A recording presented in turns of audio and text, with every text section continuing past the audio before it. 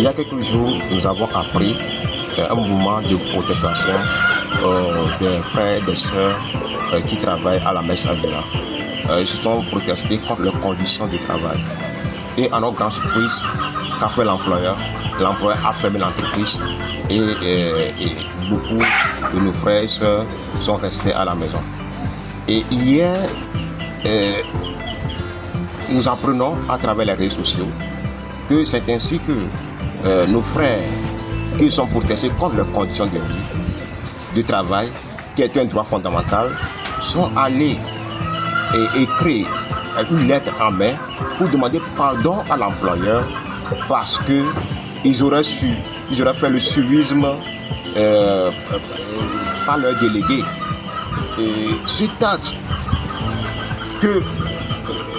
qui vient de se passer traduit un problème sérieux là. Les gens, le droit syndical est un droit reconnu par tous. Les gens qui se lèvent pour demander l'amélioration de leurs conditions de travail, au lieu de discuter avec eux, parce qu'on est dans un pays bananier où les droits ne sont pas reconnus, où l'exploitation de la main-d'œuvre est la mode, ou bien est le bon sens le plus partagé au Togo, et on prend le vilain plaisir, on ferme l'entreprise, et personne dans ce pays ne dit un mot. Et que constatons-nous? Les gens désespérés, qu'on a manipulés dans l'ombre, qui viennent avec une lettre à mettre demander pardon à l'employeur. Mais avec quel salaire? Tout le monde dans ce pays, nous savons quelle est la condition de nos frères là-bas. En les voyant sortant de l'entreprise de Mèche Amina, est-ce que nous sentons de la joie dans leurs yeux? Nous avons des soeurs, des frères qui travaillent là-bas, qui vivent dans des maisons avec nous. Est-ce le travail? Ça, c'est le travail. Comment on peut permettre à des employeurs d'abuser ainsi, de clochardiser, de rendre les Togolais aussi mendiants? Cette situation nous désole. Ça prouve quoi? Ça prouve qu'il y a une question de notre capacité à armer nos frères et sœurs, à les organiser, à pouvoir transformer leur révolte en un mouvement de contestation pour qu'ils puissent avoir gain de cause. Tout ce qu'on a aujourd'hui en Europe, en Amérique, comme les droits sociaux, ça a été un mouvement d'organisation. Donc, nous sommes interpellés parce que ce acte-là que nos frères viennent de faire, de quoi, ou bien on peut les accuser que c'est de la lâcheté. Non, c'est parce qu'ils ne sont pas organisés, ils ne sont pas armés et on a laissé les individus mal intentionnés les instrumentaliser. C'est ce qui se fait au Togo. Non, il faut manger, quand vous êtes à la maison, vous ne faites rien, il faut venir demander pardon. Comment on va demander pardon à un employé? Avec ça, qu'est-ce que nous voulons fabriquer? Qu'est-ce que nous voulons avoir dans ce pays?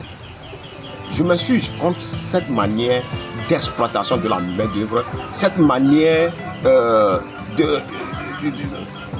d'abrutissement, d'enlever l'humain, la dignité qui est dans l'homme. Comment est-ce que les gens peuvent aller demander pardon pour un salaire de combien? À peine 35 000 francs? Combien on les donne? Quand on les voit, on sent la misère. Nous sommes interpellés en tant qu'acteurs de la société, en tant qu'acteurs politiques, que nous devons retravailler sur nos frères et sœurs qui sont dans les différents secteurs pour qu'ils puissent s'organiser pour revendiquer leurs droits sociaux et économiques. On travaille pour pouvoir avoir au moins une meilleure condition de vie.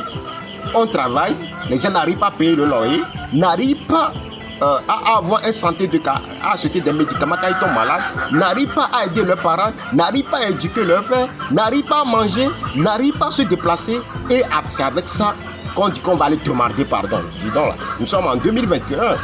En continuant dans cette manière-là, nous sommes en train de pousser le pays à une explosion sociale qui va avoir lieu.